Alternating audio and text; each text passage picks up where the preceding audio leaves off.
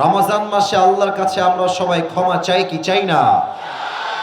আল্লাহর হাবিব সাল্লাল্লাহু আলাইহি ওয়াসাল্লাম বলেছেন, রমজান মাসে আল্লাহ তাআলা তার সমস্ত বান্দাদেরকে সাধারণভাবে ক্ষমা ঘোষণা করেন। তবে 6 ধরনের ব্যক্তি আছে এমন যারা রোজা রাখে, রোজার মাস আছে, রমজানের মাস আসে, তবে 6 ধরনের ব্যক্তি আছে এমন যাদেরকে আল্লাহ তাআলা রমজান মাসেও ক্ষমা করেন না। রমজান মাস এমন একটা মাস, রমজানের শাব্দিক অর্থ হচ্ছে টু বার্ন সামথিং, জ্বালিয়ে দেওয়া, পুড়িয়ে দেওয়া। হাদিসে এসেছে, মান সামা রমাদান ঈমানান ওয়া ইহতিসাবান গুফিরা লাহু মা তাকদ্দামা মিন যামবিক। আল্লাহর হাবিব বলেছেন, যেই বান্দা আল্লাহর জন্য রোজা রাখে, যেই বান্দা আল্লাহর জন্য রোজা রাখে, একটা রোজা সে আদায় করবে, আল্লাহ তার পেছনের 1 বছরে গুনাহ খাতাকে মাফ করে দিবে। এত আস্তে নয়, বলেন সবাই জোরে সোরে সুবহানাল্লাহ। এবার আমাকে গায়বান্দার ভাইরা জবান খুলে বলবেন, রমজান মাসে আমরা সবাই আল্লাহর কাছে ক্ষমা চাই কি চাই না? আপনার কথা বলেন না, আমি বুঝতে পারতেছি। এই 6 ধরনের ব্যক্তির মাঝে যেন আমার নাম লেখা না থাকে, আমি যেন বাঁচতে পারি, এই জন্য আমি আজকে সেই 6টা বাজে গুণ বলবো। আমরা নিয়ত করে বাসায় যাব, এই 6টা বদ অভ্যেস আমরা রমজান মাসে অবশ্যই ত্যাগ করব। বলেন সবাই ইনশাআল্লাহ। 1, যেই বান্দা রোজা রেখে মায়ের সঙ্গে, বাবার সঙ্গে রুডলি বিহেভ করে, বাজে ব্যবহার করে। আজকালকার যুবকরা গার্লফ্রেন্ডকে পেয়ে গেলে বাপ মাকে মাইনাস করে ফেলতে চায়। বেটা, গার্লফ্রেন্ড তোমার আপন নয়, কোন মেয়ে তোমার আপন নয়। বিপদে পড়লে বুঝবা, বাপ মায়ের মতো আপন পৃথিবীতে আর কেউ হতে পারে না। যেই বান্দা রোজা রেখো বাপ মায়ের সঙ্গে খারাপ ব্যবহার করে, তার রোজা রাখা আর না রাখা একই কথা। যেমনটা কোরআনে আল্লাহ তাআলা আদেশ করছেন। আল্লাহ তাআলা বলছেন, وَقَضَى رَبُّكَ أَلَّا تَعْبُدُوا إِلَّا إِيَّاهُ وَبِالْوَالِدَيْنِ إِحْسَانًا إِمَّا يَبْلُغَنَّ عِندَكَ الْكِبَرَ أَحَدُهُمَا أَوْ كِلَاهُمَا فَلَا تَقُل لَّهُمَا أُفٍّ وَلَا تَنْهَرْهُمَا وَقُل لَّهُمَا قَوْلًا كَرِيمًا. Allahu Akbar. In this ayah, Allah subhanahu wa ta'ala has declared, you will worship no one but him.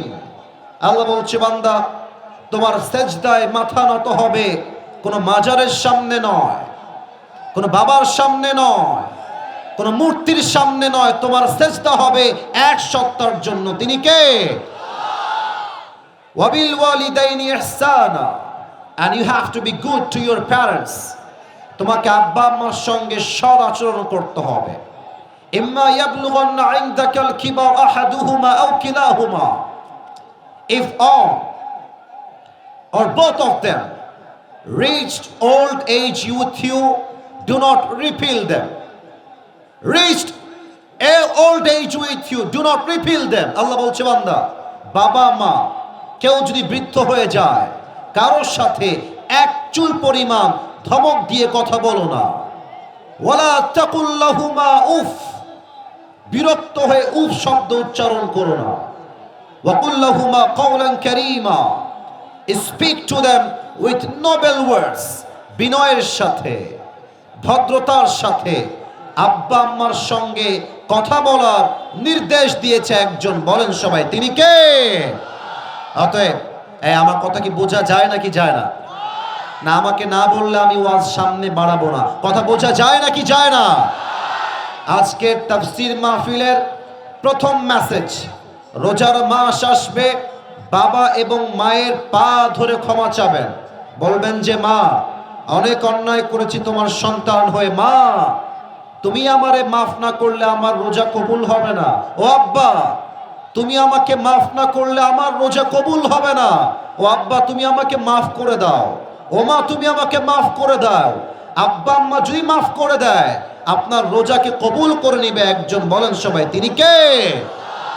এক নাম্বার, আব্বা আম্মার সাথে খারাপ ব্যবহার করলে রোজা আপনার কবুল হবে না। দুই, হাদিসে আসছে আল্লাহ রাব্বুল আলামিন মুদমিনু খামরিন, যেই যুবক বা যেই মুরব্বী নেশাগ্রস্ত বিড়ি খায়, মদ খায়, ওই যুবক ওই মুরব্বী যতই রোজা রাখুক তার রোজা আল্লাহর দরবারে কবুল হবে। আমি যদি এখন নেমে যাই স্টেজ থেকে, মুরব্বী এবং যুবকের পকেটে হাত দেই, এখন এই মাহফিল থেকে অনেকের পকেট থেকে টাটকা বিড়ির প্যাকেট বের হবে, এখনই বের হবে, এখনই বের হবে। আল্লাহর হাবিব বলছেন, যদি কেউ মদ পান করে তাকে তোমরা ফাজলিদুহু, ফ্লগ হিম, ব্যত্রাঘাত করো। ফাইন আদা ফাজলিদুহু, যদি সে আবার মদ পান করে, ফ্লগ হিম, ব্যত্রাঘাত করো। যদি আবার সে মদ পান করে, আবার ব্যত্রাঘাত দাও।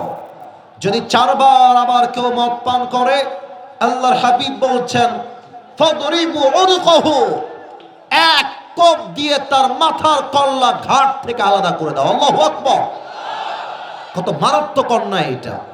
অতএব রোজা রেখে বিড়ি খাওয়া যাবে না, রোজার মাসে মদ পান করা যাবে না। যদি আপনি নেশার থেকে নিজেকে বাঁচতে পারেন, আপনার রোজা কবুল করবে একজন, তিনি কে? দুই নাম্বার শেষ। তিন নাম্বার, এটা বড় দামি কথা। আমার মুরব্বী যারা এসেছেন, মুরব্বী যারা এসেছেন, কানটা একটু খাড়া করবেন মুরব্বী আব্বা যান। আর বিশেষ করে 6টা প্যান্ডেল মায়েরা বোনেরা আছেন, প্রত্যেকটা মাদেরকে অ্যাড্রেস করে বলছি, কান খাড়া করবেন। আল্লাহর হাবিব বলেছেন, রোজা রেখে যেই বান্দা একে অপরের জন্য তার অন্তরে হিংসা আর বিদ্বেষ পোষণ করে, তার রোজা 2 পয়সার সওয়াব সে আল্লাহর থেকে পাবে না। নাউজুবিল্লাহ পড়বেন না আপনারা সবাই? আসুন কোরআন কি বলছে আমরা একটু খেয়াল করি। আল্লাহ রাব্বুল আলামিন বলছেন, ফাহাল আসাইতুম ইন তাওয়াল্লাইতুম আন তুফসিদু ফিল আরদ ওয়া তুকাত্তিউ আরহামাকুম। Allah says in this ayah, so you would perhaps, if you turned away, He will create a lot of fasad and fitna on this earth, and He will break the kinship relationship in this world. Allah বলছে, তোমরা যদি জমিনে আধিপত্য বিস্তার করো, ক্ষমতার চেয়ারে বসে যাও, তোমরা দুইটা অন্যায় করতে পারো। এক, তোমরা জমিনে ফিতনা তৈরি করতে পারো, অথবা তোমরা জমিনের মাঝে আত্মীয়তার সম্পর্ক বিচ্ছিন্ন করতে পারো। এবং আল্লাহ তাআলা বলছেন, যারা আত্মীয়তার সম্পর্ক বিচ্ছিন্ন করে, একে অপরের প্রতি হিংসা বিদ্বেষ পোষণ করে, এদের জন্য আল্লাহর জান্নাতটা হারাম হয়ে যায়। ঠিক কিনা বলে? আল হাসাদ তাকুলুল হাসানাত কামা তাকুলুন নারু আল হাতাব। হিংসা মানুষের আমলকে এমন ভাবে ধ্বংস করে দেয় যেমন ভাবে আগুন কাঠকে পুড়িয়ে ছারখার করে দেয়। অতএব আজ থেকে আমাদের হৃদয়টা হিংসা বিদ্বেষ মুক্ত হবে। রাজি আছেন তো সবাই ইনশাআল্লাহ? 4 নাম্বার, আমরা যাদের বন্ধুত্ব ভেঙে গিয়েছে, যাদের আত্মীয়তার সম্পর্ক ভেঙে গিয়েছে, আল্লাহর হাবিব বলেছেন, লা ইয়াদখুলুল জান্নাহ কাতিউন, আত্মীয়তার সম্পর্ক বিচ্ছিন্নকারী জান্নাত পাবে না, তার রোজাও কবুল হবে না। অতএব রোজার আগেই সমস্ত রাগ অভিমান ভেঙ্গে আমরা আবার একত্রে আবদ্ধ হয়ে যাব। রাজি আছেন তো ইনশাআল্লাহ? 5 নাম্বারটা বলি, তারপরে শেষ করে দিব। 5 নাম্বারটা হলো, আচ্ছা আমার দিকে একবার সবাই দেখবেন, এটা আমার মুখে কি? এটা গায়বান্দার সাউন্ড হয় না। বলেন সবাই, এটার নাম কি? আচ্ছা বলেন তো, দাড়িতে আমাকে দেখে আনস্মার্ট লাগছে না স্মার্ট লাগছে? হ্যাঁ, এত আসতে কেন? আনস্মার্ট না স্মার্ট? অনেক মেয়েদের আজকাল দাড়ি পছন্দ হয় না, গাঞ্জাখোর পছন্দ হয়। কেন হয় এটা আমি বুঝি না। আর যেই মেয়েদের গাঞ্জাখোর পছন্দ হয় এরা বাসও খায় সেই লেভেলের। কারণ গাঞ্জাখোর যুবক তো নিজের জীবনের মূল্য নিজেই বুঝে না, ও তার বইয়ের মূল্য বুঝবে কেমন করে? গায়বান্দার ভাড়া বলে আল্লাহর হাবিব বলেছেন, যেই যুবক তার দাড়ি কাটবে প্রত্যেকটা সেকেন্ডে সেকেন্ডে তার আমল নামায় 60টা কবিরা গুনাহ লেখা হবে।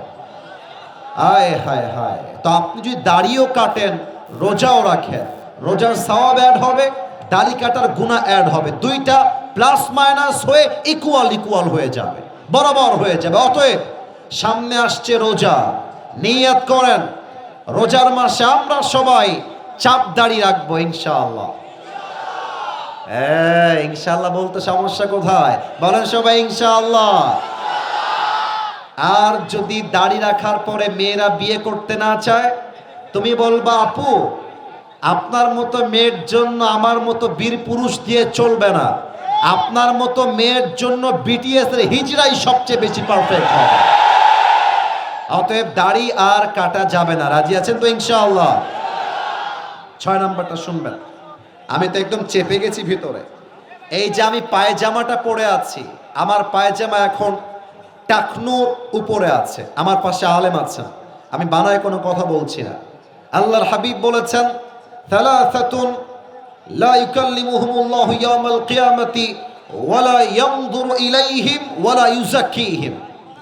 3 ধরনের ব্যক্তি আছে এমন যাদের দিকে আল্লাহ কিয়ামতের দিন চোখ তুলেও তাকাবে না, আল্লাহ পবিত্র করবেন না, ওদেরকে আল্লাহ 2 পয়সা দামও দিবেন না। তার মাঝে 1 নাম্বার ব্যক্তি হচ্ছে সেই ব্যক্তি যে তার প্যান্ট অথবা লুঙ্গি টাকনুর নিচে পরিধান করে। এটা হারাম, স্পষ্ট হারাম।